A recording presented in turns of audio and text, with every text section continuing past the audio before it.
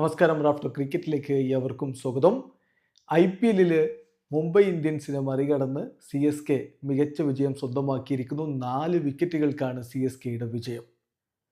അഫ്ഗാനിസ്ഥാൻ താരം നൂർ അഹമ്മദ് CSKയ്ക്ക് വേണ്ടി മികച്ച ബൗളിംഗ് പ്രകടനം നടത്തിയപ്പോൾ മുംബൈ ഇന്ത്യൻസിൻ്റെ മറുപടി മലയാളി താരം മലപ്പുറം സ്വദേശി വിഘ്നേഷിലൂടെയായിരുന്നു. വിഘ്നേഷ് പുത്തൂർ 3 വിക്കറ്റ് എടുത്ത് മികച്ച പ്രകടനം നടത്തി. ഒടുവിൽ വിഘ്നേഷിൻ്റെ വെല്ലുവിളിയും മറികടന്നുകൊണ്ട് CSK വിജയത്തിലേക്ക് എത്തുകയായിരുന്നു.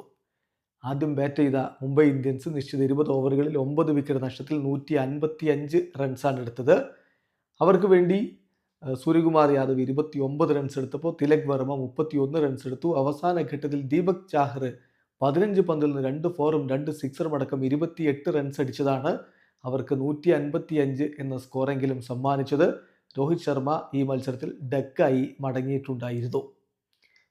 4 ഓവറുകളിൽ വെറും 18 റൺസ് മാത്രം വിട്ടുകൊടുത്തുകൊണ്ട് 4 വിക്കറ്റ് എടുത്ത നൂർ അഹമ്മദാണ് യഥാർത്ഥത്തിൽ മുംബൈ ഇന്ത്യൻസിന് വലിയ പണി കൊടുത്തത്. ഖലീൽ അഹമ്മദ് 4 ഓവറിൽ 29 റൺസിന് 3 വിക്കറ്റുകൾ പിഴുതെടുക്കുകയും ചെയ്തു.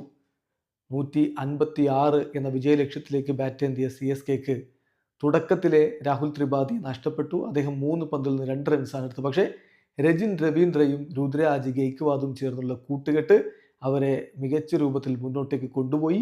രുദ്രാജ് ഗെയ്ക്വാദ് വളരെ അഗ്രസീവായിട്ടാണ് കളിച്ചത്. 26 പന്തിൽ നിന്ന് 6 ഫോറും 3 സിക്സറും അടക്കം 53 റൺസാണ് അദ്ദേഹം എടുത്തത്.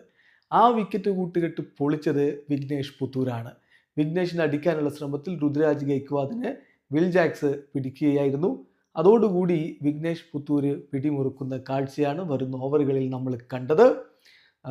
ശിവൻ ദ്യൂബ് 7 പന്തിൽ നിന്ന് 9 റൺസ് എടുത്തു. അദ്ദേഹവും വിഘ്നേഷ് പുത്തൂരിൻ്റെ പന്തിലാണ് പുറത്താകുന്നത്. തിലക് വർമ്മ പിടിച്ചു പുറത്താവുകയായിരുന്നു. പിന്നാലെ ദീപക് ഹൂഡയെയും പുത്തൂർ മടക്കി.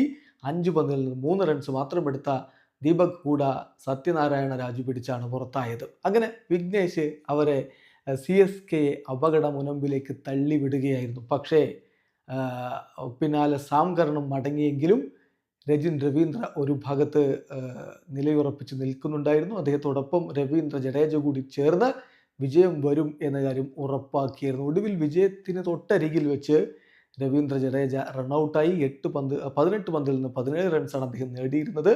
പിന്നാലെ MSD വരുന്നു. വലിയ ശബ്ദകോലാഹലമായിരുന്നു MSDയുടെ വരവിന്.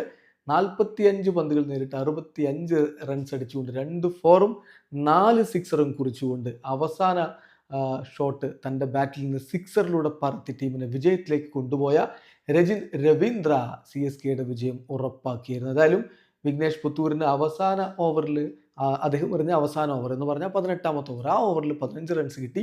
എന്നാൽ പോലും 4 ഓവറിൽ 32 റൺസിന് 3 വിക്കറ്റുകൾ വീഴ്ത്തിക്കൊണ്ട് മുംബൈയുടെ ബൗളിങ്ങിൽ മികച്ചു നിന്നത് മലയാളി പയ്യൻ തന്നെയാണ്. ഏതായാലും 4 വിക്കറ്റിൻ്റെ തകർപ്പൻ ജയത്തോടെ CSK ഈ സീസണിൽ IPL ആരംഭിച്ചിരിക്കുന്നു. പതിവ് പോലെ ദൈവത്തിൻ്റെ പോരാളികൾ തോറ്റു തുടങ്ങിയിരിക്കുന്നു. വീഡിയോ അവസാനിക്കുന്നു. ക്രിക്കറ്റ് ലോകത്തെ കൂടുതൽ വിശേഷങ്ങളുമായി റാഫ് ടോക്സ് വീണ്ടും എത്താം.